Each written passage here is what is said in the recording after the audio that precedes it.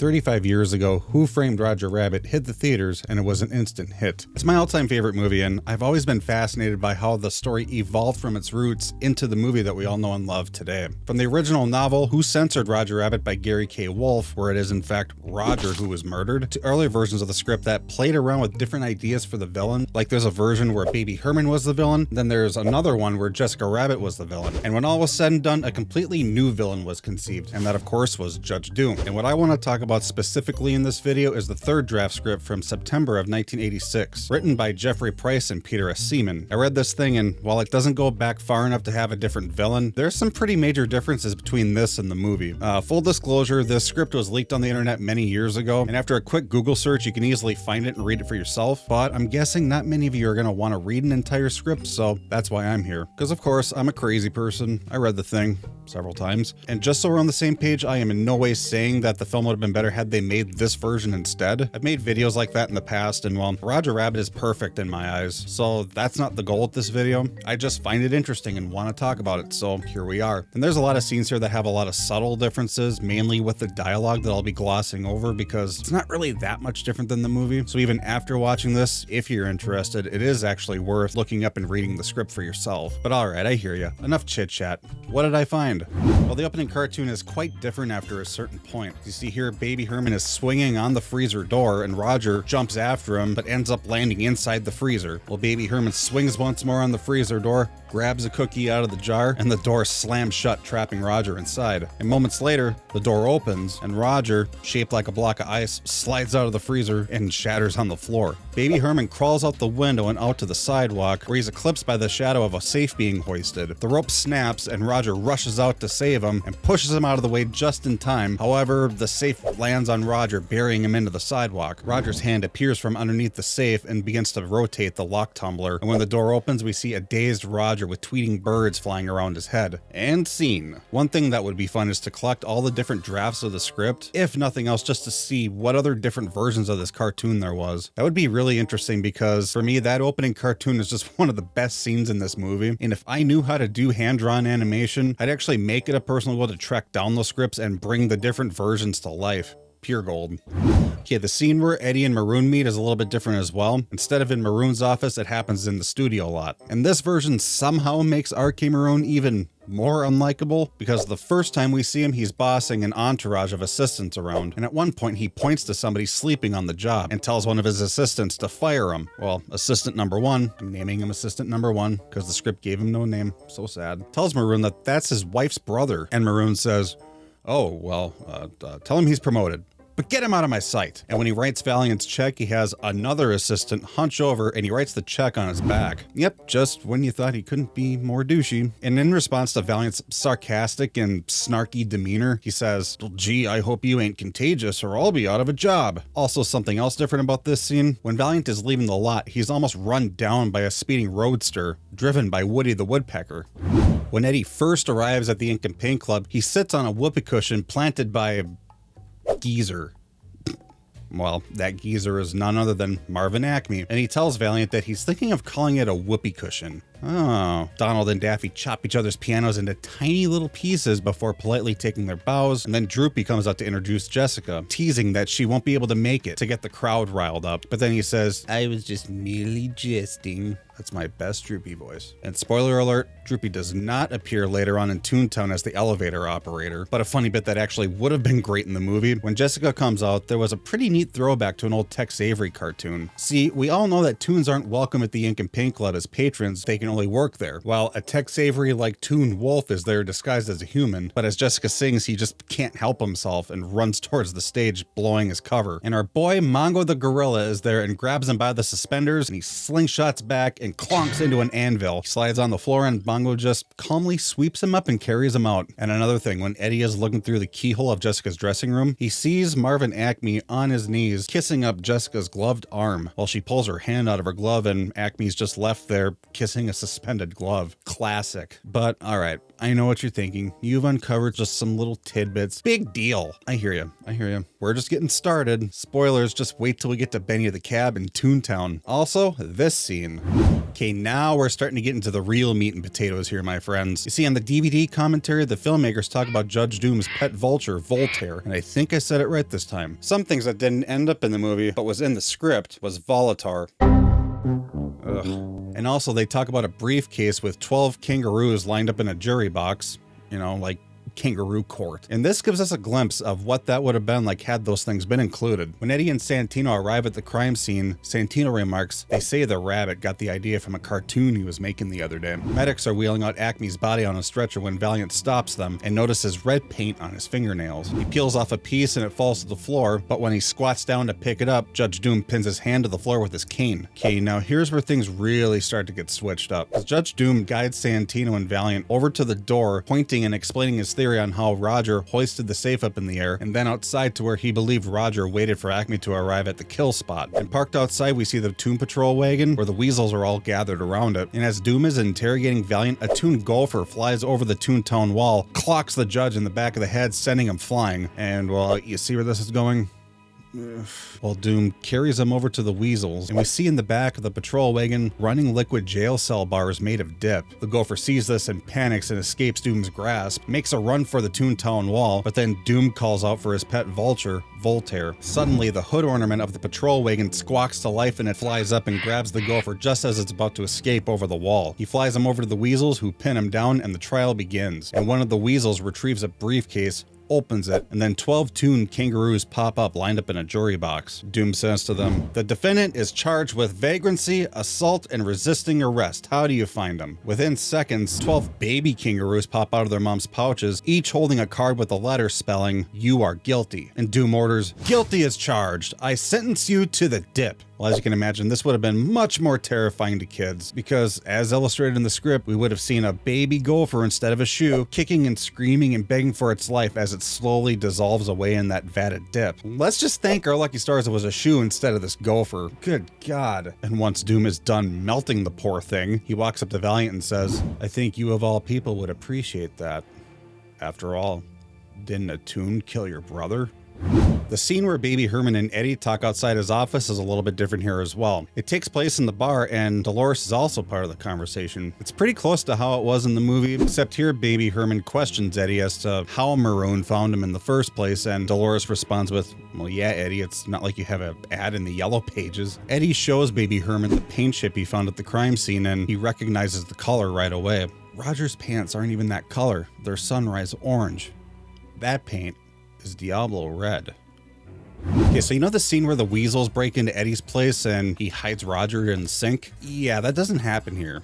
At all. I mean, yes, they break in, but Roger and Eddie have snuck out the window and are running down the back alley. Valiant, handcuffed to Roger, struggles to keep up with them, and then he slams on the brakes Toon style, and Eddie goes flying past him. And he says to him, I'm sorry, Eddie, I forgot you're not a Toon. And Eddie says, don't you ever forget it. Once at the main street, they try to run in opposite directions, which just snaps them both into a pile on top of each other. They run on opposite sides of a telephone pole, coiling Roger on it like a tetherball. It's a disaster. Meanwhile, the Weasels are right behind them, sniffing the ground and tracking them like hound dogs. Eddie yanks Roger off the telephone pole and bolts it to a trolley car that's pulling into the terminal station. And when the Weasels emerge from the alley, they lose scent, but one of them points to that trolley car and they start running after it. With Tommy guns drawn, they board the train, but there is no Eddie or Roger. It's because they're actually above them, balancing on the trolley wire and using the wall of the terminal bar to lean on. Dolores sees them through the window and lets them in just as another trolley car is about to pass. Anyway, once in the bar, Roger spots a plate of fresh corn on the cob and starts to eat one like a typewriter, and even dings when he gets to the end of a row. Silly wabbit. Dolores then hides them in the back room, and scene. Right after the backroom scene, it cuts to Maroon sitting in a polo lounge with Bugs Bunny and his manager, and they're negotiating a deal for Buzz to take Roger's place. However, the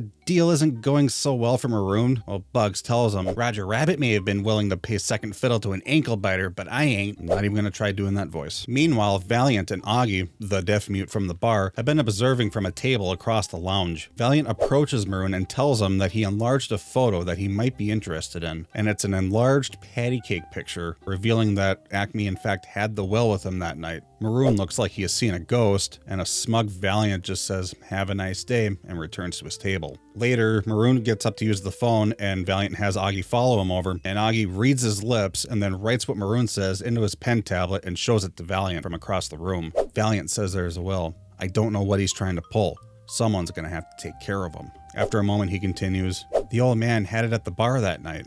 "Yeah, I'm sure. I'll be there." And Valiant mouths to Augie, "But where?" Maroon makes another call, and Augie starts writing again. "Iris, cancel my appointments this afternoon. I'll be at Forest Lawn."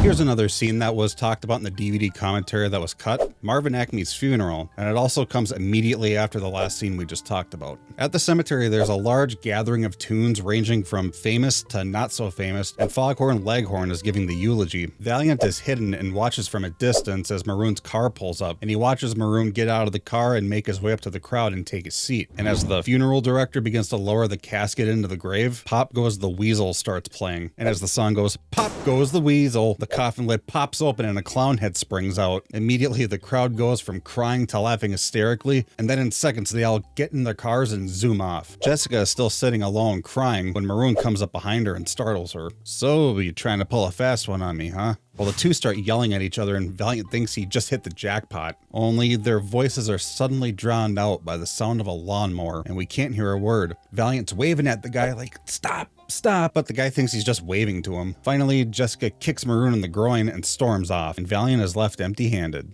All right, the pig head scene. And I know what you're thinking, but this has been a bonus feature for years. I know, hear me out. Because instead of breaking through the window like he does in what was filmed, Eddie actually sneaks into the building inside a piano that a moving company is delivering. And as Eddie is about to climb out of the piano, Donald Duck appears and starts running scales and testing the piano out. A string hammer whacks Eddie in the nose, and the piano, unsurprisingly, sounds awful. Daffy Duck comes in and says, "Well, don't worry, Donald, we can fix that with my sledgehammer." Donald leaves with him and says, "That's okay, I've got an axe in my dressing room." Well, needless to say, Eddie is quick to get out of there and head to Jessica's room, and then the scene plays out just like it did in the filmed version. However, before the Weasels are about to drive through the tunnel, one of them turns back to Eddie, who's tied up in the back seat, and says, "Well, what's the matter? Didn't you have a good time last time you were here?" Alright, now, I have a bit of a problem with this next part, because in both the movie and this script, when Eddie goes to the terminal bar, Earl the trolley operator is passed out drunk on the table, and it was explained that he was laid off by the red car. Well, in the script, when Eddie is thrown out of the tunnel with a big pig head painted on him, he hitches a ride on the red car back to his place, and who's operating the car? It's Earl. After he was laid off. Okay. Well, Eddie boards the trolley and asks Earl, "What am I?" And Earl just says, "A pig. A happy-go-lucky pig. By the way, Eddie, you're gonna have to go sit in the back." Discrimination much? He sits down, and in the seat in front of him, a kid asks, "If I hit you in the head with a bat, will you make me a cuckoo bird?" And Eddie responds, "Kid, if you hit me with that bat, I'm gonna throw you out this window." Oh boy, are you ready for this? Because remember earlier in the video when I said, spoilers, just wait till we get to Benny the Cab? Well, I'm about to deliver on what I promised, because the Benny the Cab chase is, other than a few similarities, completely different in this script. So when Benny is crammed in the back of the patrol wagon, he's with a comical number of other Toon detainees, and when Eddie turns off the flow to the acetone bars, they all scatter and run for the hills. Benny takes off, and they immediately pass Santino and his partner driving the other way, and they pull a U-turn and join in the chase. Benny crashes into a newsstand, sending papers flying everywhere, and just as they're about to smash into an egg truck, Benny's Toon suspension accordions up, and the truck clears them underneath. The Weasels and the Toon patrol wagon, not so lucky, because they don't react quickly enough, and they just smash into the back of the egg truck, splattering eggs and sending them flying. "Hey Benny, what are you in for? Reckless driving, do you believe that?" Hard to imagine. And now 2 motorcycle cops pursue them, and somehow they manage to keep up with Benny, who is zigzagging through busy traffic. But up ahead, traffic is stopped in his lane, so with nowhere to go, he passes a trolley car going up the middle of the street, only to see another trolley car passing the other way. So he sucks his girth in, tiptoes between 2 cars, and plops and squashes back down to normal shape. And now this thing goes completely off the rails. Oh, this would have been fun if they went in this direction. The Toon patrol is behind them, struggling to keep up, when Voltaire swoops down and picks up 2 of the Weasels holding sticks of dynamite. dynamite. They light the sticks of dynamite and start throwing them at Benny, and Benny is swerving through the street, avoiding explosions. A lit stick lands in the back and rolls underneath the front seat, and Voltaire returns the Weasels back to the patrol wagon. Roger manages to grab it and throw it out at the last second. It lands on the patrol wagon and explodes. When the smoke clears, we see the demolished patrol wagon, Weasels scattered all along the roadside with blackened faces, and Voltaire with smoldering feathers. But Eddie, Roger, and Benny aren't in the clear just yet. They continue to be chased by the 2 motorcycle cops, also a dozen or so squad cars, and encounter a roadblock at Echo Lake Park. But Benny's brakes don't work, and they smash through the guardrail and into the lake. However, Benny floats on water, and Santino and the rest of the police stop and watch as Benny paddles his way across the lake. When he gets to land, he shakes himself dry like a dog. He drops Eddie and Roger off at the Valiant and Valiant office and says to them, "If you ever need a ride, just stick out your thumb." I love this. Yes, a lot of these scenes are essentially the same, but how they get from start to finish is way different, as you can see. I guess you could say the in-betweens are different. If you get it, you get it.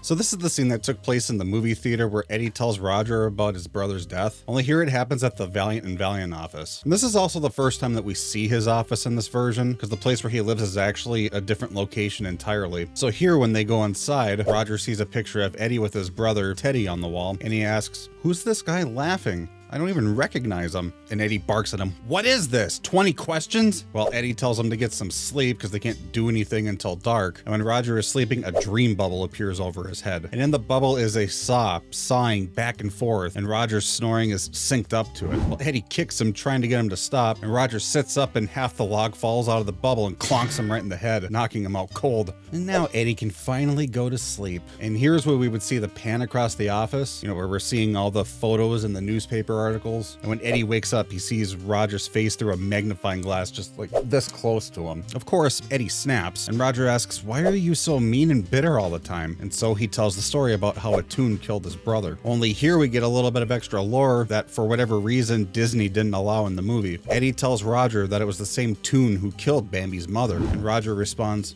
"Him? Oh, he was vile, heinous, despicable. A smear on the drafting board." And then Dolores calls Eddie and tells him that Maroon was trying to get a hold of him and saying that he wants to meet up with him and saying that he could help. So Valiant calls him and he immediately says that if he has the will, that they can stop this thing. And Eddie asks, "Stop what?" But Maroon hangs up the phone without answering him. Eddie grabs a .38 revolver, an 8x12 wooden box, and then puts him in a black bag and then tells Roger, "If I'm not back by 10 o'clock, head for Cucamonga." Alright, this might just be the highlight of this whole video, because in comparison to the movie, so many things are different. Holy crap. So let's dive in. As Eddie is driving through the Toontown tunnel, the radio suddenly turns on, and it's Jiminy Cricket singing "Give a Little Whistle." Eddie is turning the radio on and off, hitting all the buttons, but it just won't stop. When he emerges from the tunnel, the music continues while he drives down a Toon boulevard. Buildings are dancing and swinging to the music, and a super long limo that just goes on and on and on passes him. And being chauffeured is the Toon Wolf from earlier in the Ink and Paint Club. A Toon building is under construction and is built from the ground up, floor by floor, in a matter of 2 seconds. Then suddenly cars pour in from all the side streets and it's a Toon traffic jam. While frustrated, Eddie shakes his head and pulls over and gets out of the car, and he pulls out his Toon gun, and suddenly the street's empty, shutters close, the sidewalk rolls up like a window shade, and it's so quiet that you could hear a pin drop fall from a second-story window. No, really, Eddie hears a pin drop from a second-story window, and when it lands, it clanks like a manhole cover. He starts walking across the street when he's caught off guard by a sound behind him. He spins around, and it's Roger climbing out of the trunk of the car. He said he followed him to the Maroon studios, and when he heard the gunshot, he decided he'd help by investigating the trunk of Maroon's car. Well, Eddie grabs Toon handcuffs from his bag, cuffs him to the steering wheel so he can't help him anymore, and he continues on his way when he sees who he thinks is Jessica darting into a building. He rides up the speeding elevator, again, no droopy, shakes himself off and walks off the elevator and finds himself in a hallway with 4 doors. He opens the first door, disappears inside, where he's hanging off of a flagpole miles above the ground. He carefully inches his way along the pole and climbs back up to safety, and tries the second door, this time more carefully, only to see a train coming right at him. He slams the door at the last second and tries the third door. He sees an old Toon lady sitting in a bathtub who spins around and lets out a blood-curdling scream, and Eddie slams the door shut. No Lena Hyena in the script. I guess this could have been an old version of her. I don't know. Your guess is as good as mine. He opens the fourth and it leads to a dark alleyway. With his Toon gun drawn, he cautiously starts walking down the alleyway when he hears the squeaky voice of a rat perched on a skull picking his teeth. It says to him, "Well, I guess they didn't clean up after the last moida." He then encounters Jessica, who shoots a weasel wearing bunny ears who's sneaking up behind Eddie instead of Judge Doom's shadow like in the movie.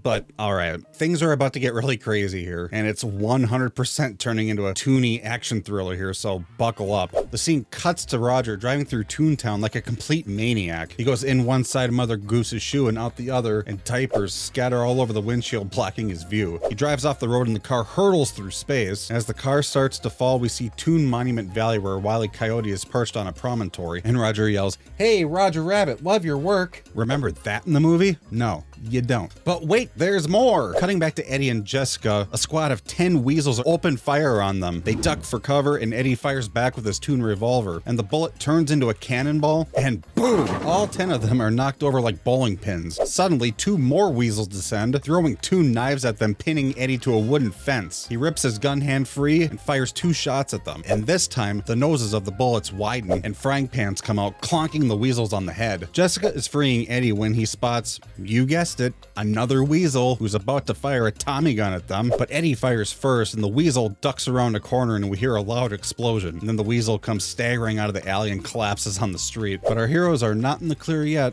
Oh no. Because the next thing you know, they're surrounded by weasels. How many weasels are in this version? Eddie goes to fire his gun again, but it just clicks. It's all used up. No. While pointing with his thumb, he asks Jessica, do you want to die this way or that way? And then he takes off and takes a hard right, which brings them to the Toon Arctic. His tires turn to skis, and the weasels race after him on dog sleds. Benny then grabs a barber's pole sticking out of the ground, the North Pole, and slides down it into the Toon Sahara. He's burning up, climbing a sand dune with his tongue hanging out, and the weasels are right behind them riding camels. They reach the top of the sand dune, only to find themselves at the edge of a bottomless pit. While thinking on his feet, Benny quickly grabs a pencil and draws a swinging bridge.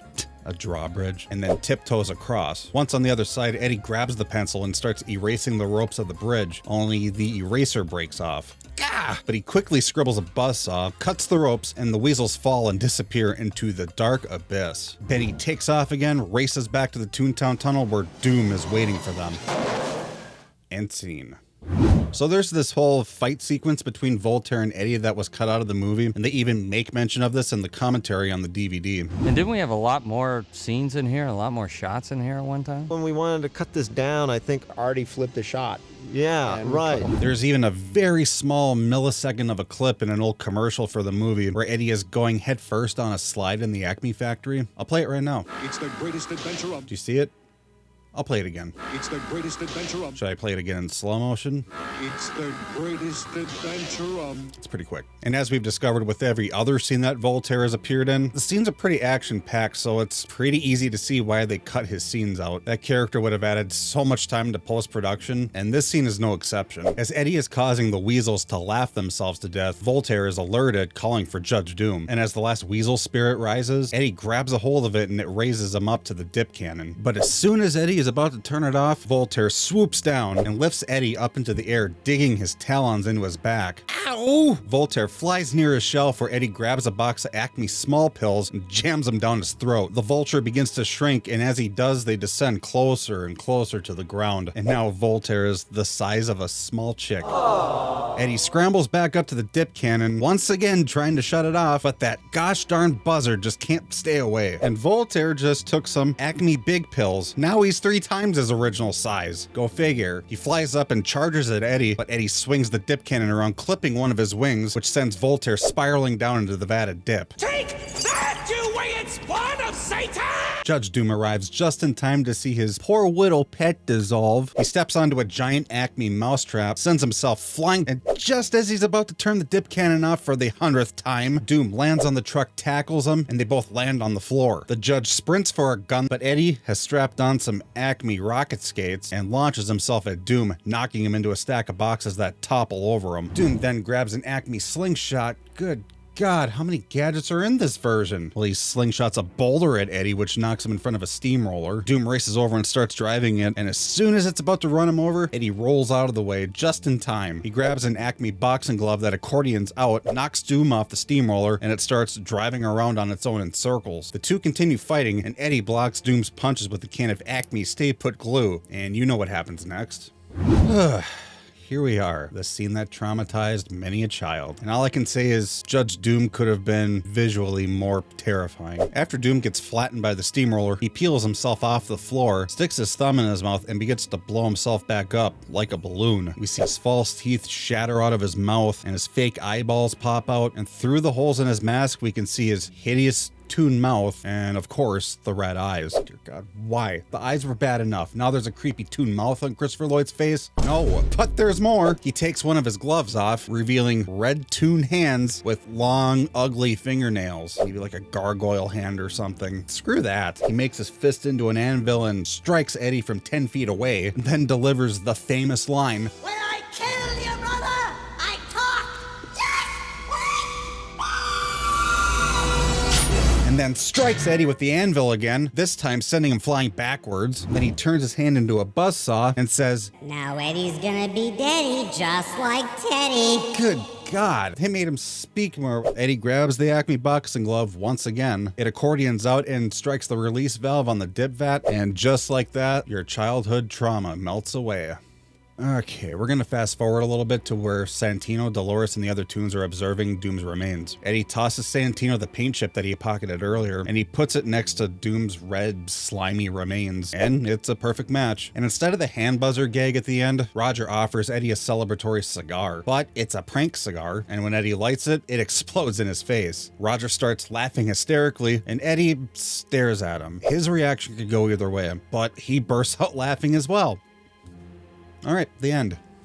Guys, I want to know what you think. Are there things in the script that you wish they did in the movie instead of what they ended up doing? Well, I'll give you my opinion. I like the movie the way that it is. And while it's all really fun stuff, I especially think a lot of the action stuff, like Benny the Cab and Toontown, maybe it's just me, but I think that would have been just way too over the top because the movie was already a grand enough spectacle as is. So I don't know. Let's leave this version up to, I don't know, Michael Bay. But I guess if there's one thing that I could add would be give the animators more post-production time so Voltaire could have been in the movie. And I guess if I have one complaint about this script is I still haven't filled in the gaps with these pictures. Since when does Judge Doom man the dip cannon, and why? Somebody explain to me why there's many daggers shooting out of his eyes. I need more scripts leaked, guys. But yeah, that's about it. If you like what you saw here, please hit that little like button on the video, please. And subscribe, all the things. And yeah, I'll see you in the next video. That was a long one.